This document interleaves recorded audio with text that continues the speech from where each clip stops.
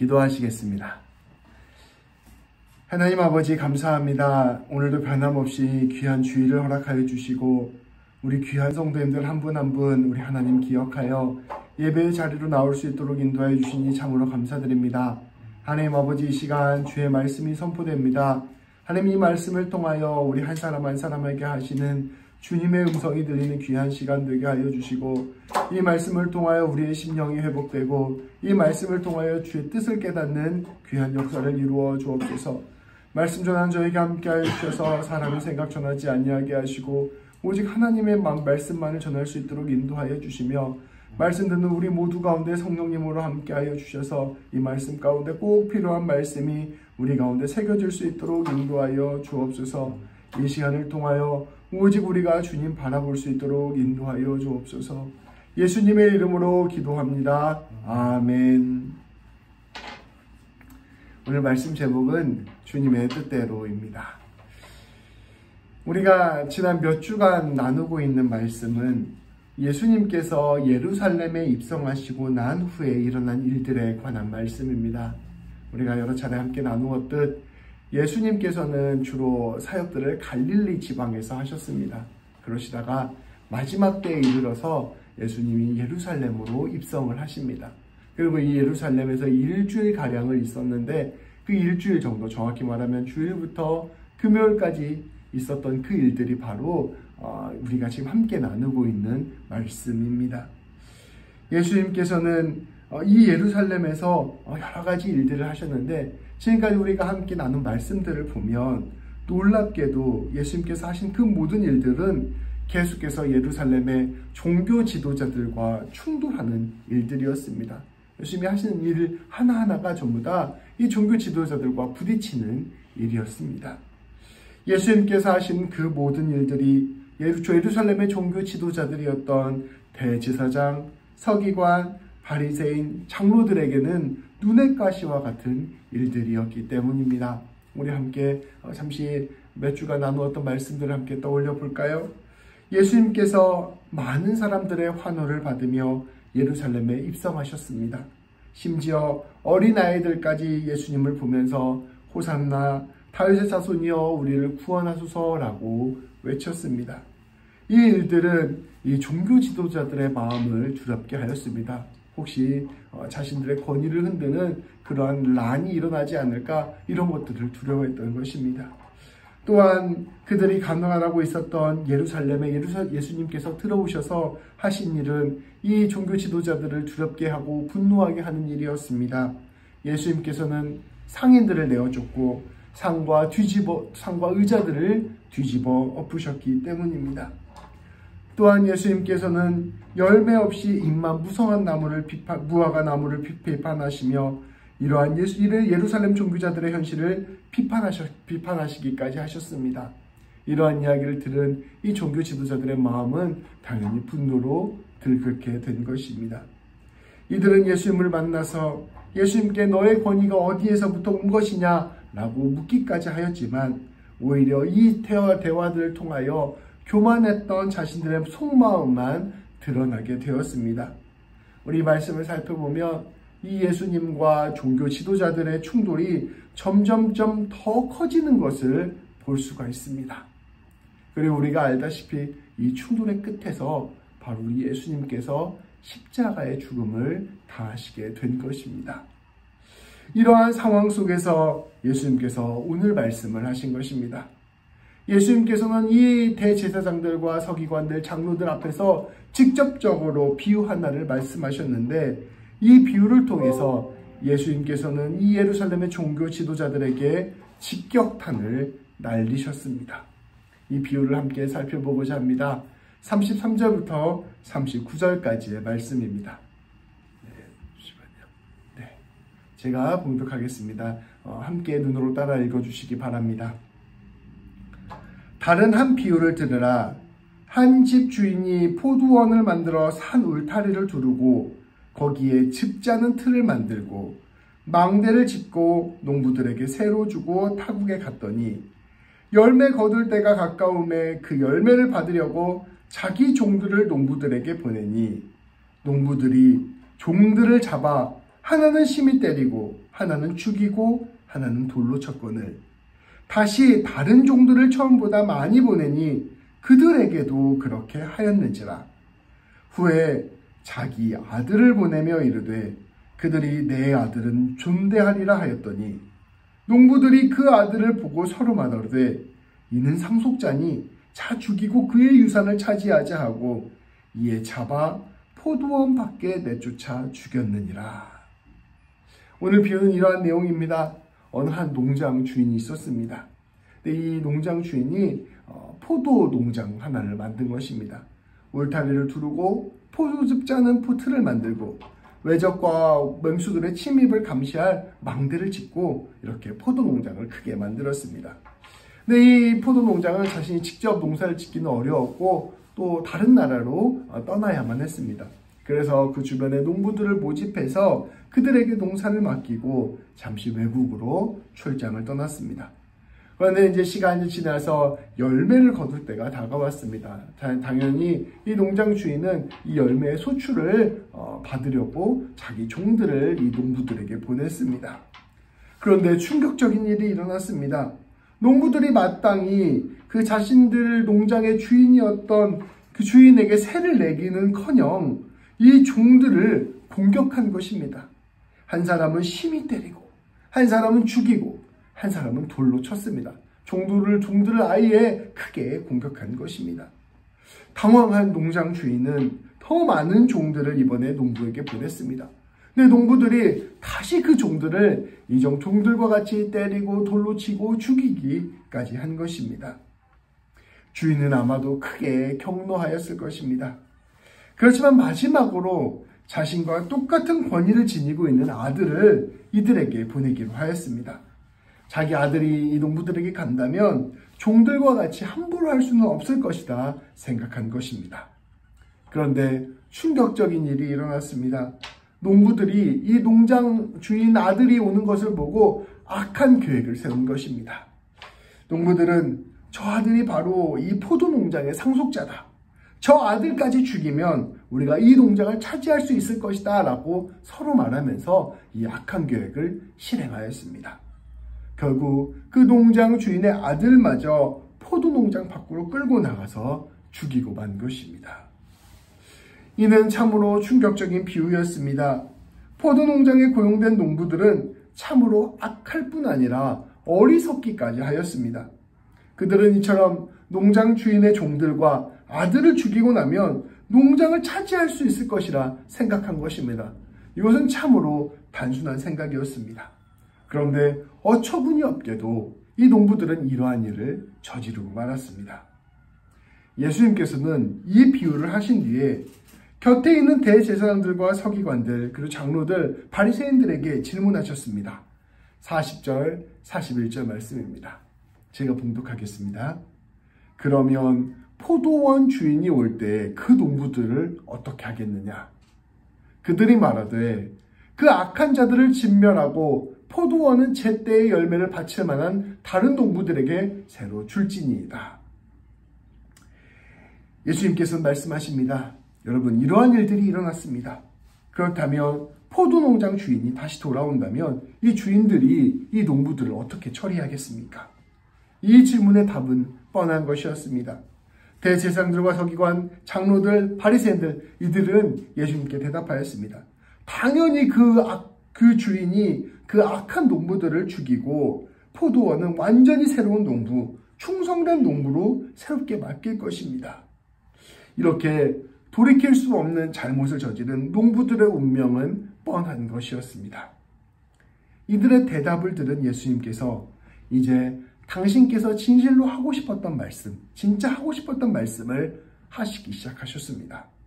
이 비유가 누구를 가리키는 말씀이었는지, 특별히 이 악한 농부들은 누구인지를 선포하신 것입니다. 42절부터 46절까지 말씀입니다. 또 제가 봉독하겠습니다.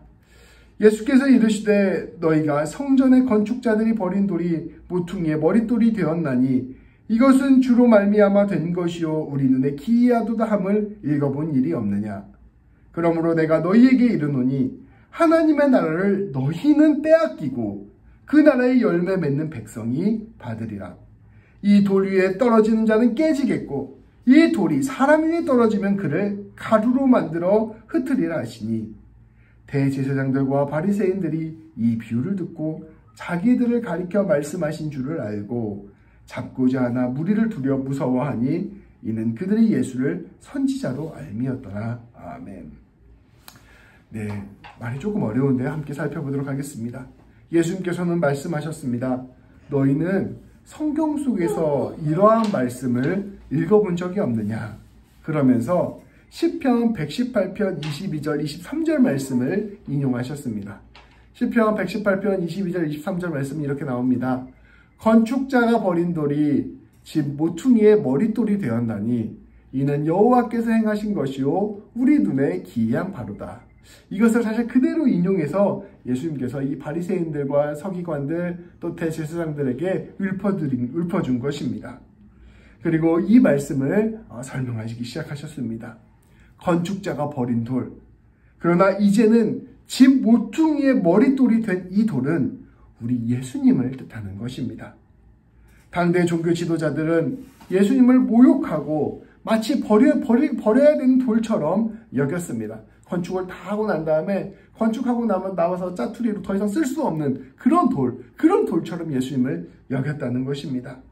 그러나 예수님께서는 선포하십니다. 바로 하나님께서 이런 버린 돌처럼 버린 돌과 같이 여김을 받았던 그 예수님을 통하여 새로운 집, 곧 새로운 성전을 지을 것이다 라고 선포하신 것입니다. 이 시편 118편 22절 23절 말씀은 바로 예수님을 통하여 이루실 하나님의 뜻을 그대로 예언한 것이다 선포한 것입니다. 그리고 예수님은 계속해서 선포하셨습니다. 그러므로 내가 너희에게 이르노니 43절 말씀입니다. 하나님의 나라를 너희는 빼앗기고 그 나라에 열매 맺는 백성이 받으리라. 이제껏 너희가 성전의 주인 노릇하고 있고 하나님의 나라를 가진 것처럼 생각해 왔지만 이제 너희는 이 모든 것을 다 빼앗기고 말 것이다. 이제 하나님의 나라는 나를 통해 진실로 열매 맺게 되는 백성들이 받을 것이다. 우리 예수님께서는 마치 악한 농부들이 포도 농장이 자기 것처럼 마냥 행세해왔던 것들을 떠올리게 하시면서 이 종교 지도자들이 마치 성전을 너희 것처럼 마냥 행세해왔다는 것을 지적하신 것입니다. 그러면서 정작 하나님께서 보내시는 종들, 곧 세례 요한과 같은 선지자들을 핍박하고 죽여왔다는 것을 지적하신 것입니다. 그리고 하나님의 아들인 예수님마저 핍박하고 죽이려 한다는 것을 말씀하신 것입니다. 그러나 이러한 종교 지도자들의 운명은 분명하였습니다. 악한 농부들이 쫓겨났던 것처럼 이들도 얼마 지나지 않아 모든 것을 빼앗기게 될 것임을 분명히 선포한 것입니다. 이제 예수님으로 말미암아 세워질 새로운 성전은 예수님 안에서 구원을 얻게 될 새로운 백성들이 얻을 것입니다. 나아가 예수님은 44절 말씀을 통하여 새로운 주춧돌이 되신 자기 자신으로 인해 임할 심판을 경고하셨습니다. 이 돌 위에 떨어지는 사람은 깨질 것이요 이 돌이 사람 위에 떨어지면 그를 가루로 만들어 놓을 것이다. 어떠한 권력과 권세가 있는 사람도 아무리 높아 보이고 강해 보이는 사람도 예수님의 심판을 견디지 못할 것임을 엄히 경고하신 것입니다. 이 농부의 악한 농부들의 비유는 이 종교 지도자들을 향한 예수님의 비판이었습니다. 하나님께서 이 종교 지도자들에게 성전을 맡겨주시고 예루살렘을 맡겨주시고 이스라엘 백성들을 맡겨주셨는데 이 종교 지도자들이 그것을 자기 것처럼 여기고자 마음을 먹고 심지어 하나님의 사람들을 죽이기까지 하였다는 것을 이 비유를 통하여 선포하신 것입니다. 대제사장들과 서기관들, 장로들 그리고 바리새인들은 영리한 사람들이었습니다. 당연히 이 시대의 최고 종교 엘리트들이니까 얼마나 상황 판단과 이해가 빠를까요? 그래서 예수님께서 이와 같이 비유로 말씀하셨지만 이들은 예수님의 이 말씀이 모두 자신들을 향한 경고와 심판의 말씀이라는 것을 즉시 알아들었습니다. 그러나 그들은 지혜로운 사람들은 아니었습니다. 그들의 이 예수님의 말씀을 듣고 회개하기에 그들은 너무나 교만했기 때문입니다. 이 말씀을 빠르게 알아차리고 이해는 했지만 이 말씀이 자기의 삶에 적용이 되고 자기의 삶의 회개가 되지 못한 것입니다. 오히려 그들은 이러한 예수님의 비판을 듣고 예수님을 잡아 죽이고 싶었습니다. 그러나 많은 사람들이 예수님을 따르고 있었기 때문에 당장 그 일은 실행하지 못했습니다. 예루살렘의 긴장은 점점 더 팽팽해진 것입니다. 오늘 말씀을 통해 우리는 이 악한 농부들을 보면서 또 이 종교 지도자들, 대제사장들과 바리새인과 서기관들, 장로들을 보면서 우리 자신의 모습을 살펴보아야 할 것입니다. 이들은 왜 이렇게 폭력적인 일을 하였을까요? 이들의 모습, 이 농부들의 모습을 보면 악하면서도 동시에 어리석은 이들이라는 생각을 하게 된다는 것을 우리가 함께 나누었습니다. 왜냐하면 이들은 뻔한 결말을 모르는 사람들처럼 행동하였기 때문입니다. 잠시 악한 농부의 비유를 생각해 봅시다. 이 농장 주인의 종들을 죽이면 농장 주인에게 내야 될 것들이 사라지는 것이 아니었습니다. 오히려 종들을 죽이면 죽일수록 문제는 더욱더 심각해질 뿐이었습니다. 심지어 농장 주인의 아들을 죽이면 그 유산을 받게 되는 것은 더더욱 아니었습니다. 그것은 농장 주인의 되돌이킬 수 없는 분노를 사는 일에 불과했습니다. 농장 주인에게 여전히 큰 힘이 있고 농장 주인이 농장을 소유할 합법적인 권한을 가지고 있다면 이 모든 일은 그저 이 악한 농부들의 명을 재촉하는 일에 불과했습니다. 농부들은 이것들을 생각하지 않고 아무 생각 없이 되돌이킬 수 없는 죄악들을 저지르고 만 것입니다. 그런데 이렇게 악한 농부들과 똑같은 잘못을 저지르는 사람들이 있었습니다. 바로 대제사장과 서기관, 장로들, 바리새인들이었습니다. 하나님께서는 그들에게 이스라엘 백성들을 잠시 맡기셨고 예루살렘과 예루살렘 성전들을 잠시 맡기셨을 뿐이었습니다. 이 모든 것들은 다 하나님의 소유였습니다. 그러나 그들은 이것을 마치 자신의 것처럼 여겼습니다. 그들은 성전을 통하여 자기의 권위와 권력을 높였습니다. 성전을 자신의 유익을 위한 도구로 여겼습니다. 나아가 이들은 자신의 마땅한 권리를 찾는다고 하면서 자신의 종들을 보낸 하나님을 거절하기까지 하였습니다. 그저 거절한 것이 아니라 하나님의 사람들을 때리고 핍박하고 죽이기까지 하였습니다.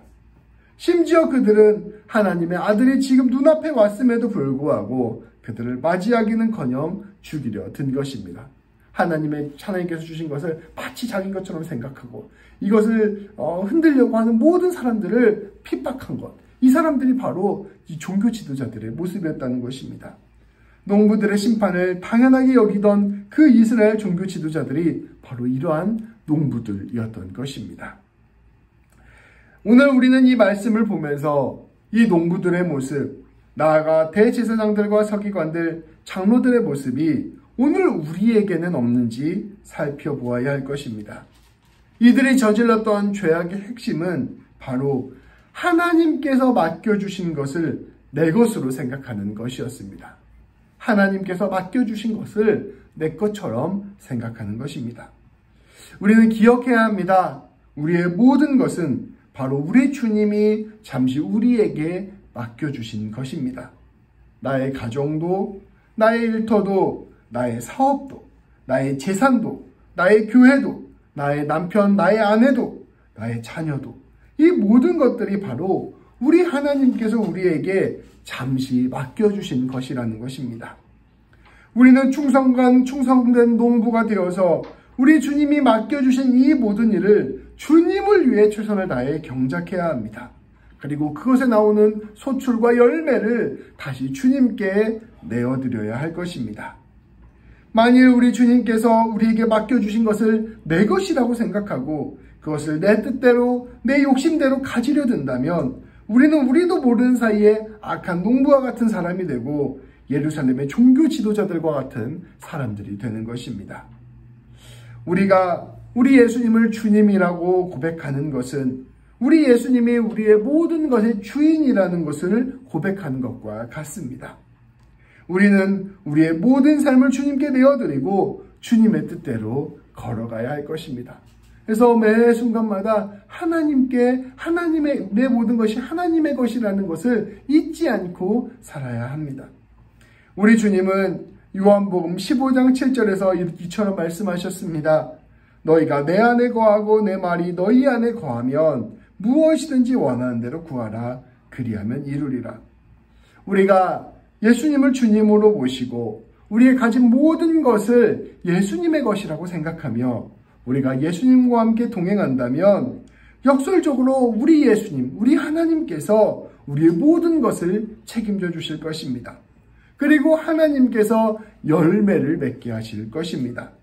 그러나 우리가 거꾸로 하나님을 떠나서 모든 것을 내 것이라고 생각하고 움켜쥐고 내 뜻대로 하려고 한다면 모든 것은 사라지고 말 것입니다. 그렇다면 내가 가진 모든 것들이 주님의 것이라고 고백하는 그것이 우리의 삶 속에서 구체적으로 어떠한 일들을 통하여 이루어질 수 있을까요? 오늘 우리 예수님께서 하신 이 말씀 이전에 성전에서 말씀하셨던 것을 우리가 잠시 기억해 보면 그것을 알 수가 있습니다. 성전은 하나님께 기도하는 곳이었습니다. 하나님께 제사를 드리고 하나님께 예배를 올려드리는 곳이었습니다. 그런데 이 종교 지도자들이 성전을 자기 것처럼 여겼을 때 그곳에서 기도가 사라지고 예배가 사라졌습니다. 그것이 형식적으로는 있었지만 진실로 마음으로 드리는 그 예배와 기도가 사라진 것이었습니다. 그저 사람들은 어떻게 하면 이 모든 일들을 잘 처리할 수 있을까 분주하였고 어떻게 하면 이 성전을 통해서 자기의 유익을 구할 수 있을까에만 혈안이 되었습니다. 그래서 이 성전이 성전으로서의 역할을 잃어버리게 된 것입니다. 그곳에서 예수님께서는 이 성전을 뒤집는 사건을 일으키시며 성전은 만민이 기도하는 곳이다 라고 선포하셨습니다. 하나님이 우리에게 맡겨주신 일, 그 일들을 우리가 하나님의 것으로 기억하고 하나님과 함께 동행하며 그를 해결하는 것은 다름 아닌 기도를 통하여 이루어집니다. 우리가 닥친 모든 일들 가운데, 우리가 만나는 모든 관계 가운데 시시때때 우리가 하나님께 간구하며 기도하며 하나님께서 이 모든 시간 가운데 개입하여 주시고 하나님께서 이 모든 시간 가운데 지혜를 주시고 하나님께서 이 모든 시간 가운데 일하여 주소서 이렇게 기도하며 나아간다면 우리 하나님께서는 자신의 주권됨을 우리의 삶 가운데서 그대로 보여주실 것입니다.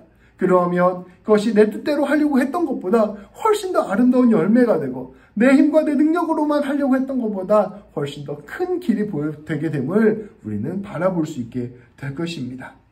우리는 이 시간 결단합시다. 내 삶의 모든 것들, 내 모든 문제들을 주님께 내어드리고 기도합시다. 주님, 내 삶에 있는 모든 것들이 주님의 것입니다. 주님이 함께해 주시고 인도해 주시고 책임져 주옵소서. 우리를 겸손케 하시고 우리를 평안하게 하시고 지혜롭게 하셔서 주님께서 맡겨주신 것들을 충실히 감당하는 청지기와 같은 주님의 사람이 되게 하여 주옵소서. 시시때때로 우리가 모든 것들을 주님께 맡기며 기도한다면 주님께서 그 당신의 주인됨을 우리 가운데 보여주실 것입니다. 이를 통하여 하나님의 나라를 맺어가는 우리 모든 성도님들 되시기를 주님의 이름으로 축복합니다. 기도하시겠습니다.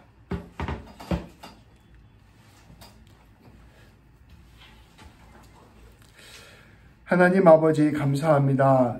오늘 바리새인들과 서기관들, 대제사장들과 장로들은 하나님께서 그들에게 잠시 맡겨주신 것을 마치 자신의 것처럼 생각하고 그것을 자기를 높이고 자기의 유익을 구하는 데 사용하였음을 우리가 말씀을 통하여 살펴보았습니다.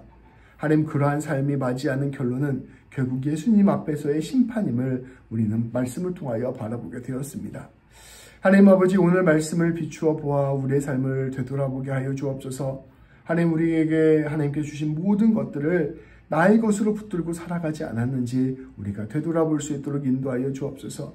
하나님, 이 모든 것들이 하나님께서 우리에게 잠시 맡겨주신 것임을 기억하게 하여 주시고 겸손하고 충성된 종으로서 이 주께서 맡겨주신 일들을 잘 감당하며 열매 맺는 우리가 될 수 있도록 인도하여 주옵소서. 하나님 아버지, 일들을 감당하기 위하여 우리가 매 순간순간마다 기도하기를 소망합니다. 하나님, 사람들을 만날 때마다 아버지, 우리가 하는 작은 일 하나를 처리할 때마다 또 하나님, 우리가 지혜가 필요할 때마다 주님께 작은 기도라도 매 순간 올려드릴 수 있도록 인도하여 주옵소서. 그리하여 이 모든 것들이 주께서 맡겨주신 것을 우리가 기억하는 시간이 되게 하여 주시고 그 모든 것들 가운데 친히 개입하여서 일하시는 하나님을 바라볼 수 있는 귀한 역사를 이루어 주옵소서. 하나님 아버지, 이 모든 것들을 통하여 우리 모든 성도님들이 모든 삶을 통하여 하나님의 충만한 영광과 열매를 경험하는 귀한 역사를 이루어 주옵소서. 예수님의 이름으로 기도합니다. 아멘.